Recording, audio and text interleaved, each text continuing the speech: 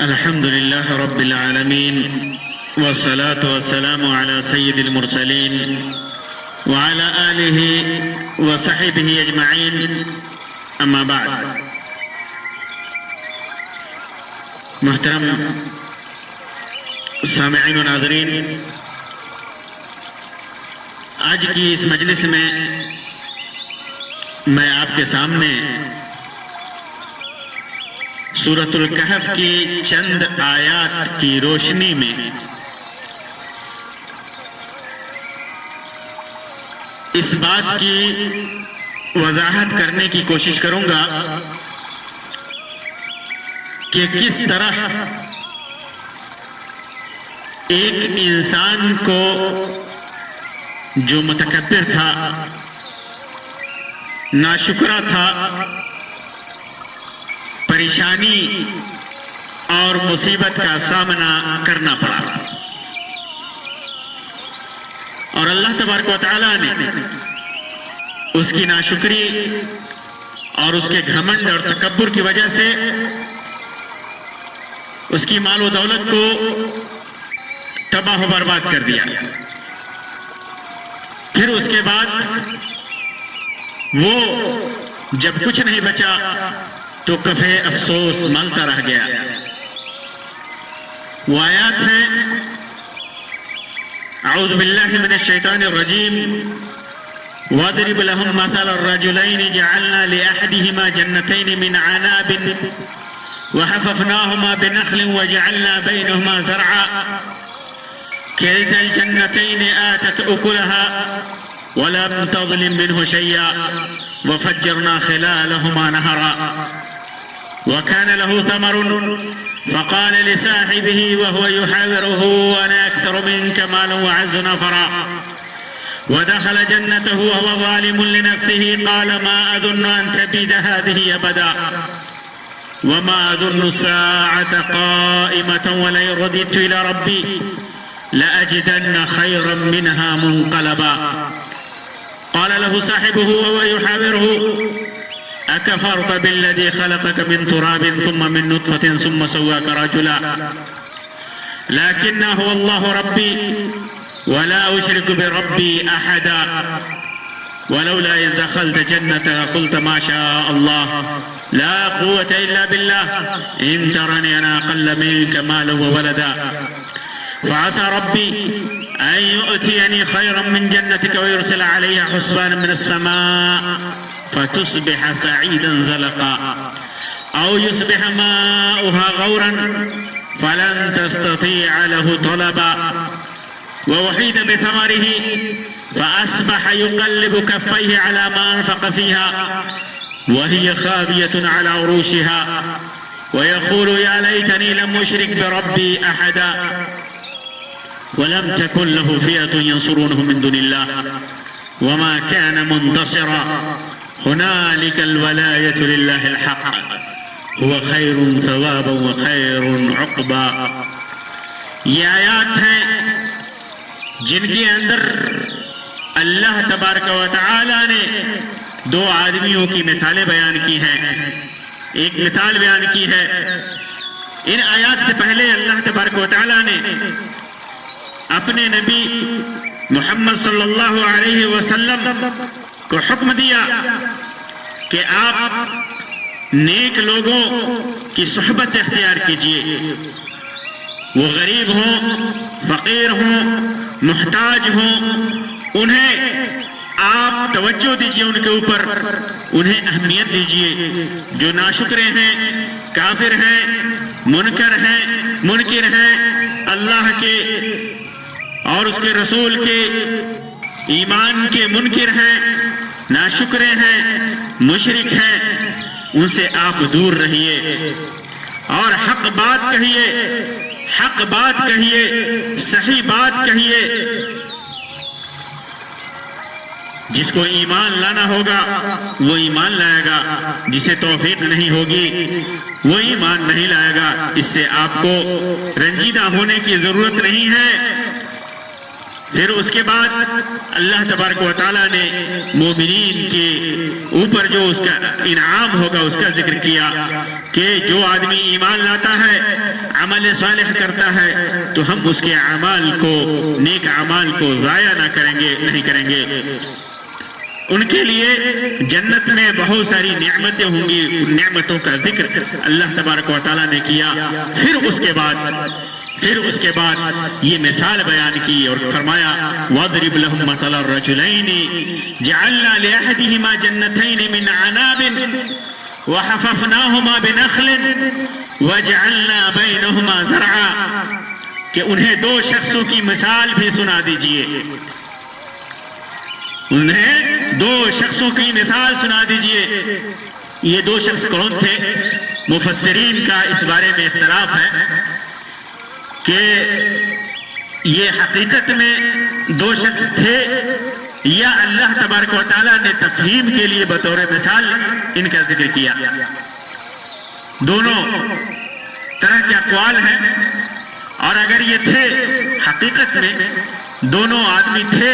تو بنو اسرائیل میں سے تھے، یہ بنو اسرائیل میں گزرے ہیں، یا اہل مکہ میں سے تھے، اس میں بھی اختلاف ہے۔ بعض نے کہا کہ بنو اسرائیل میں سے تھے، بعض نے کہا کہ اہل مکہ میں سے تھے، ان میں سے ایک مومن اور دوسرا کافر تھا۔ مفسرین نے مختلف اقوال ذکر کی ہیں۔ بہرحال اللہ تبارک و تعالیٰ نے ان دو آدمیوں کی مثال بیان کرنے کا حکم دیا اور فرمایا کہ آپ ان دو آدمیوں کی مثال بیان کیجئے۔ جعلنا لأحدهما جنتين من عناب وحففناهما بنخل وجعلنا بينهما زرعا، کہ ہم نے ایک کو انگوروں کے دو باغ دے رکھے تھے، ان میں سے جو دو آدمی تھے ان میں سے ایک کو انگوروں کے دو باغ دے رکھے تھے، جنہیں کھجوروں کو درختوں سے ہم نے گھیر رکھا تھا، یعنی بہت ہی خوبصورت اور فائدہ مند پھلدار باغ دے رکھے تھے، جس کی طرف چار دیواری کے ذریعے حفاظت کی جاتی تھی، اس طرف ان باغوں کے چاروں طرف کھجوروں کے درخت تھے جو باڑ اور چار دیواری کا کام دیتے تھے۔ پھر اس کے بعد وَجَعَلْنَا بَيْنَهُمَا زَرْعًا، دونوں کے درمیان کھیتی لگا رکھی تھی، دونوں کے درمیان کھیتی تھی، باغوں کے درمیان کھیتی تھی، جس سے غلہ بھی آتے تھے، پھل بھی آتے تھے۔ دونوں باغ غلوں اور میووں کے جامع تھے، غلے بھی پھل بھی تھے، بہت ساری نعمت اللہ تبارک و تعالیٰ نے دے رکھی تھی۔ کلتا الجنتین آتت اکلها ولم تظلم منه شیئا وفجرنا خلالهما نہرا، دونوں باغ اپنا پھل خوب لاتے تھے، خوب ہی پھلدار باغ تھے یہ دونوں جنتین جو تھے، دونوں باغ بہت زیادہ پھلدار تھے، کسی طرح کی کمی نہیں تھی۔ وَلَمْ تَظْلِمْ مِنْهُ شَيْئًا، کسی طرح کی کمی نہیں ہوتی تھی۔ اور وَفَجَّرْنَا خِلَالَهُمَا نَهَرًا، اور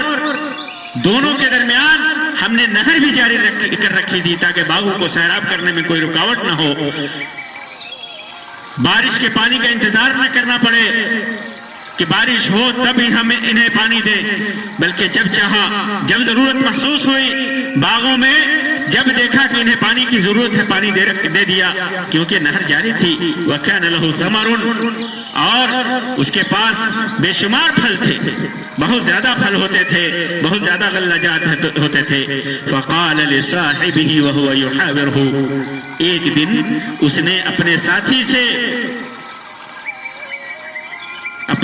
سے بات ہی بات میں کہا انا اکثر منک مالا واعز نفرا، کہ میں تم سے زیادہ دولت مند ہوں۔ آدمی کب کہتا ہے؟ گھمنڈ میں کہتا ہے، تکبر میں کہتا ہے انا اکثر منک مالا واعز نفرا، بات میں اس نے کہا، اپنے بڑپن کا اظہار کیا، انا اکثر منک مالا، میں تم سے زیادہ دولت والا ہوں، وعز نفرا، اور میرے پاس جتھے بھی بہت زیادہ ہیں۔ یہ ساتھی جسے اللہ تبارک و تعالیٰ نے نعمتیں دے رکھی تھی، وہ کافر تھا، وہ مشرک تھا، اپنے مومن ساتھی سے کہا، جیسے کہ آگے اللہ تبارک و تعالیٰ نے جو باتیں ذکر کی ہیں اس سے پتہ چلتا ہے کہ یہ مومن تھا، مشرک نہیں تھا۔ تو کہا کہ میں تم سے زیادہ دولت والا ہوں اور میرے پاس جتھے بھی بہت زیادہ ہیں، اولاد ہیں، اولاد ہیں، نوکر چاکر ہیں، میں بہت زیادہ تم سے مضبوط ہوں، میں تم سے بڑھا ہوا ہوں۔ وَدَخَلَ، اللہ تعالیٰ فرماتا ہے وَدَخَلَ جَنَّتَهُ وَهُوَ ظَالِمٌ لِنَفْسِهِ قَالَ مَا أَظُنُّ أَن تَبِيدَ هَٰذِهِ أَبَدًا، یہ اپنے باغ میں گیا، اپنے باغ میں گیا، اپنی جان پر ظلم کرنے والا بنا۔ باغ میں داخل ہوتے ہوئے کیسے ظلم کیا اس نے، دیکھیے وہ کیسے تکبر کرتا ہے، گھمنڈ کرتا ہے، ناشکری کرتا ہے، کہتا ہے قَالَ مَا أَظُنُّ أَن تَبِيدَ هَٰذِهِ أَبَدًا، میں نہیں سمجھتا کہ یہ کبھی ختم ہوگا، یہ میرے باغات ہمیشہ رہیں گے، میں نہیں سمجھتا، مجھے گمان نہیں ہے کہ یہ ختم ہوگا۔ وَمَا أَظُنُّ السَّاعَةَ قَائِمَةً، اور میں قیامت کو نہیں سمجھتا کہ قائم ہونے والی ہے، میرا خیال ہے، میں سمجھتا ہوں، بلکہ وہ یقین سے کہہ رہا تھا کہ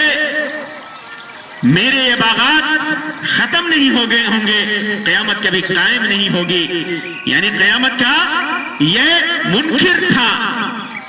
وَلَئِن رُدِدتُّ إِلَىٰ رَبِّي، اور اگر قیامت بالفرض قائم ہو بھی جائے، اپنے رب کی طرف میں لوٹایا بھی گیا، تو جس نے دنیا میں اتنی دیر رکھی تھی لَأَجِدَنَّ خَيْرًا مِّنْهَا مُنْقَلَبًا، تو یقیناً میں جہاں لوٹا کر کے لے جایا جاؤں گا اس سے بھی زیادہ بہتر پاؤں گا۔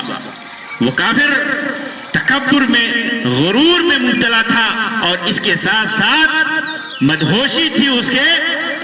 حسین مستقبل کے لیے، لمبی امیدیں اس نے اللہ لگا رکھی تھی، اور اس کی لمبی امیدوں نے، اس کی دولت نے، اس کے مال نے، اس کے باغات نے، اس کے پھل نے، اس کے آل و اولاد نے، اس کے نوکر چاکر نے، اور بے تحاشا عیش و عشرت نے اسے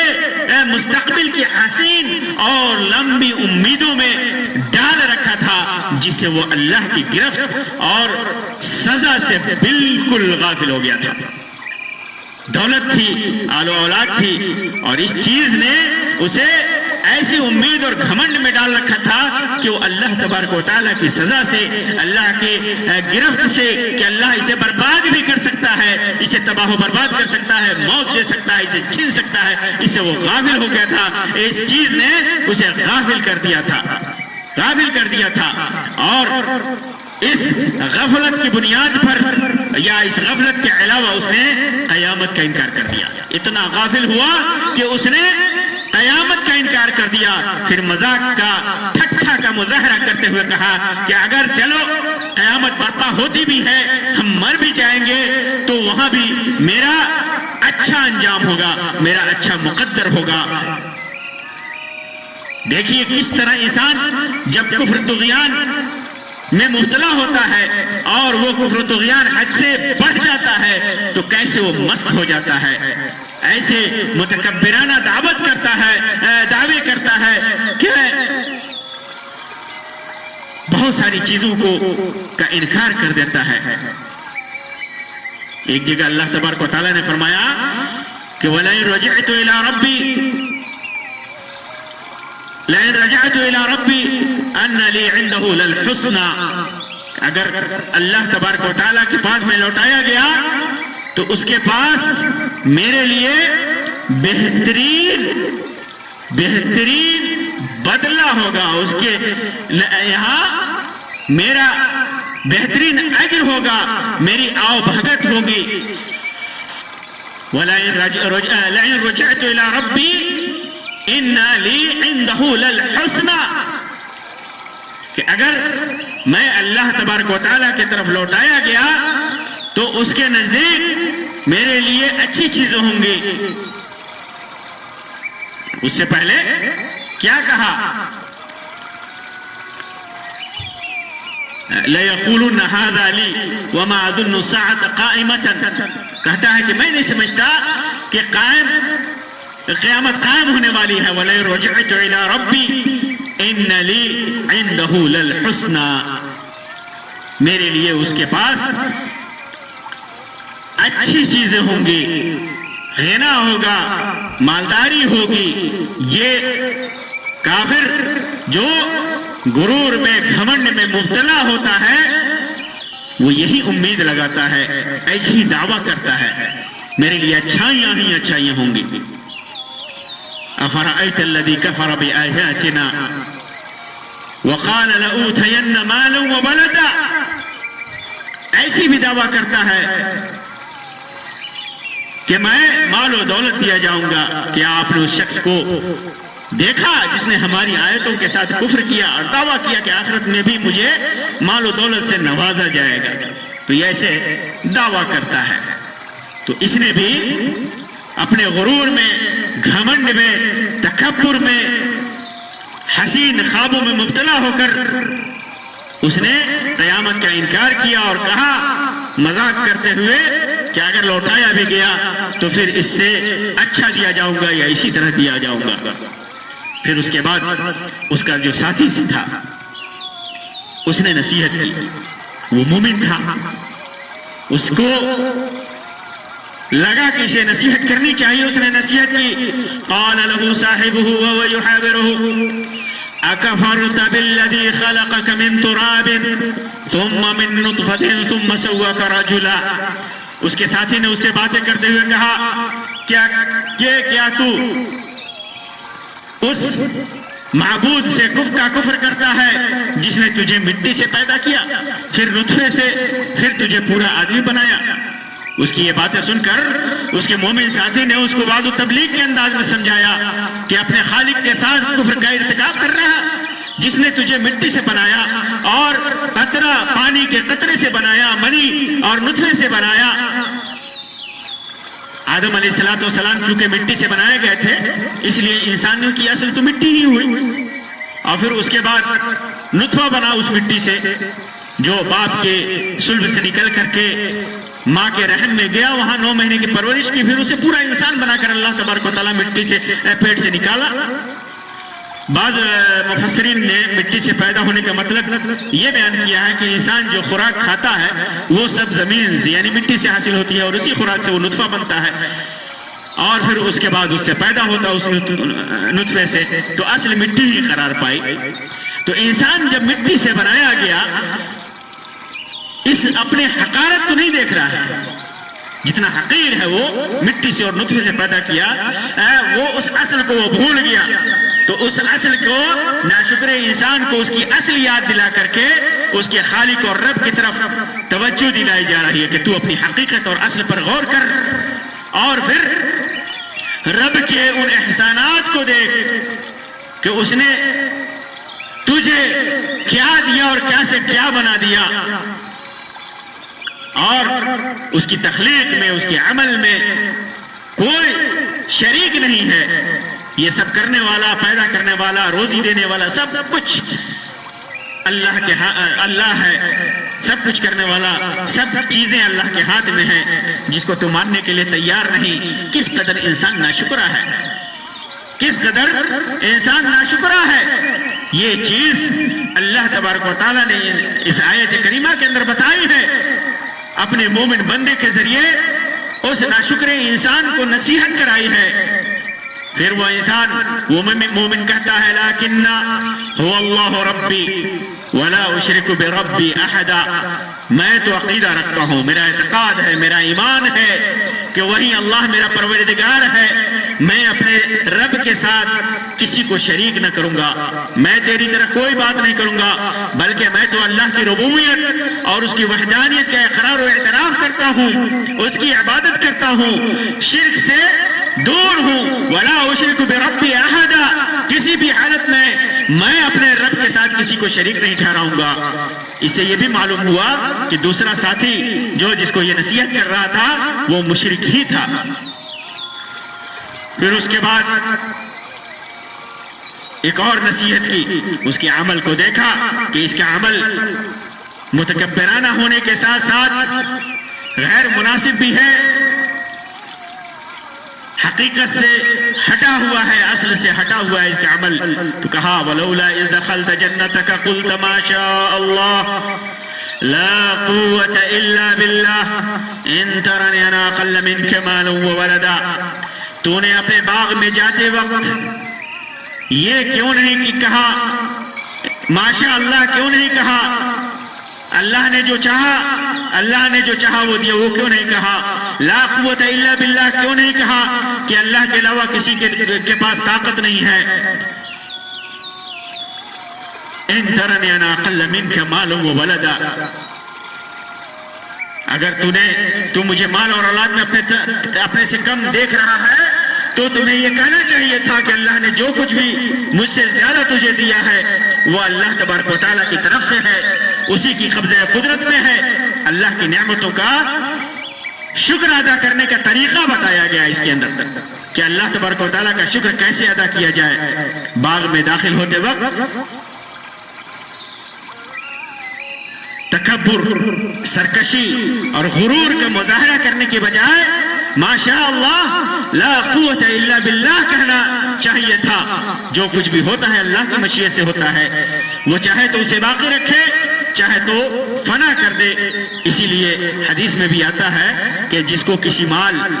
اولاد یا حال اچھا لگے یا کوئی چیز حالت اچھی لگے تو اسے ماشاء اللہ لا قوت الا باللہ پڑھنا چاہیے۔ پھر اس کے بعد اس مومن بندے نے اسے کہا فَعَسَى رَبِّي أَن يُؤْتِيَنِي خَيْرًا مِّن جَنَّتِكَ وَيُرْسِلَ عَلَيَّ حُسْبَانًا مِّنَ السَّمَاءِ فَتُصْبِحَ سَعِيدًا زَلَقًا، بہت ممکن ہے کہ میرا رب مجھے تیرے اس باغ سے بھی بہتر دے دے، دنیا باغ سے بہتر دے دے، دنیا میں بھی دے سکتا ہے اللہ تبارک و تعالیٰ، دنیا میں بھی دے سکتا ہے، اس کی مشیت پر ہے، اس کے قبضے قدرت میں ہے، ایک کن سے وہ کچھ بھی کر سکتا ہے، یا آخرت میں بھی دے سکتا ہے، دنیا اور آخرت کہیں بھی دنیا میں نہ دے تو اس کے بدلے میں آخرت میں اللہ تبارک و تعالیٰ اس سے بہتر باغات، جنت کے باغات دیں گے۔ وَيُرْسِلَ عَلَيَّ حُسْبَانًا مِّنَ السَّمَاءِ، اور اس پر آسمانی عذاب بھیج دے۔ یہ بھی ہو سکتا ہے کہ کبھی بھی اللہ تبارک و تعالیٰ آسمانی عذاب بھیج دے، فَتُصْبِحَ سَعِيدًا زَلَقًا، تو ایسا عذاب بھیج سکتا ہے اللہ تبارک و تعالیٰ کہ یہ چٹیل اور صاف میدان بن جائے۔ حسبان کہتے ہیں، حسبان غفران کے وزن پر ہے، حساب سے، یعنی ایسا عذاب جو کسی کے کرتوتوں کے نتیجے میں ہے اس کو حسبان، حساب و کتاب سے ہے نا حساب، حسبان یعنی آسمانی عذاب کے ذریعے وہ محاسبہ کر لے اللہ تبارک و تعالیٰ، اور جس جگہ یہ باغات ہیں اور سرسبز و شاداب ہیں، ابھی کبھی جب حساب و کتاب نے اللہ تبارک و تعالیٰ پکڑ کرے تو چٹیل اور صاف میدان بن جائے، برباد ہو جائے۔ اور ایسا اللہ تبارک و تعالیٰ نے قوموں کے ساتھ کیا ہے، قوموں کے ساتھ کیا ہے، بے شمار دولت دے رکھی تھی، فرعون ہو، نمرود ہو، حماد ہو، اور قوم عاد ہو، ثمود ہو، جو بھی قومیں تھیں اللہ تبارک و تعالیٰ نے نعمتیں دے رکھی تھی، لیکن ناشکری کی وجہ سے سب کو تباہ و برباد کر کے قیامت تک کے لیے دنیا والوں کے لیے عبرت اور نصیحت کا سامان اللہ تبارک و تعالیٰ نے بنا دیا۔ اور یصبح ماؤہا، عذاب بھیج کر اللہ تبارک و تعالیٰ اس باغ کو تباہ و برباد کر سکتا ہے۔ اور یصبح ماؤہا غورا فلن تستطیع له طلبا، یا اس کے پانی ہی ختم کر دے، پانی ہی ختم کر دے، پانی نیچے اتر جائے، پانی سوکھ جائے، یا اتنی گہرائی میں پانی چلا جائے کہ فلن تستطیع له طلبا، کہ اس پانی کو تو ڈھونڈ نہ پائے، تیرے بس ہی میں نہ ہو کہ تو پانی کو اس کو ڈھونڈ لائے۔ درمیان میں جو نہر ہے جو باغ کو شادابی اور زرخیزی کا عطا کرتی ہے، وہ نہر جس سے باغ اور وہ کھیتیاں سیراب کی جاتی ہیں، اس کے پانی کو اتنا گہرا کر دیں کہ اس سے پانی کا حصول ہی ناممکن ہو جائے، اور جہاں پانی زیادہ گہرائی میں چلا جائے تو پھر وہاں بڑی مشینیں بھی، موٹریں بھی پانی کو اوپر کھینچ لانے میں ناکام رہتی ہیں۔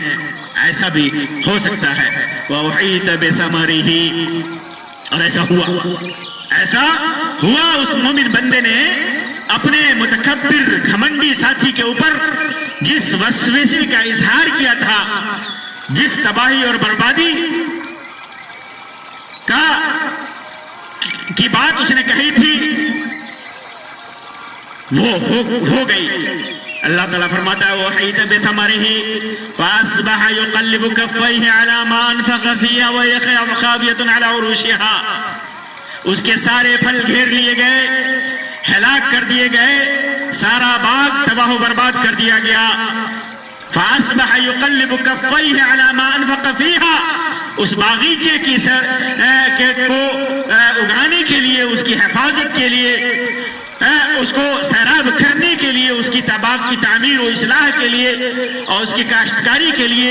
جتنے بھی اس نے اخراجات کیے تھے، جتنے پیسے خرچ کیے تھے، جتنی محنت کی تھی، سب پر وہ کفے افسوس ملتے رہ گیا۔ نادم ہونے لگا کہ میں نے اتنا خرچہ کیا، اتنی محنت کی، سب تباہ و برباد ہو گیا۔ فَأَصْبَحَ يُقَلِّبُ كَفَّيْهِ، اپنا ہاتھ ملتا رہ گیا، عَلَى مَا أَنفَقَ فِيهَا وَهِيَ خَاوِيَةٌ عَلَى عُرُوشِهَا، دیکھ رہا ہے کہ سامنے باغ سب ٹوٹے پڑے ہیں، درخت سب اوندھے پڑے ہوئے ہیں، جن چھتوں چھپروں اور پر انگوروں کی بیلیں تھیں وہ سب زمین پر آ رہی، انگوروں کی ساری فصل تباہ ہو گئی۔ اور کیا کہنے لگا؟ وَيَقُولُ، اب افسوس کرنے لگا، یا لیتنی لم اشرک بربی احدا، اے کاش میں اپنے رب کے ساتھ کسی کو شریک نہ کرتا۔ احساس ہوا کہ اللہ کے ساتھ کسی کو شریک ٹھہرانا، اس کی نعمتوں سے فیضیاب ہو کر، نعمتوں کو استعمال کر کے، نعمتوں میں پل بڑھ کر کے، زندگی جی کر کے اس کے احکام کا انکار کرنا اور اس کے مقابلے میں سرکشی کسی طرح بھی ایک انسان کے لیے زیبا نہیں۔ اب کفے افسوس ملنے لگا، حسرت اور ندامت میں کھڑے ہو کر کے دیکھ رہا ہے کہ اتنا پیسہ لگانے کے باوجود، اتنا خرچہ کرنے کے بعد اور اتنی محنت کرنے کے بعد اب کچھ نہیں بچا۔ اب پچھتائے کیا ہوت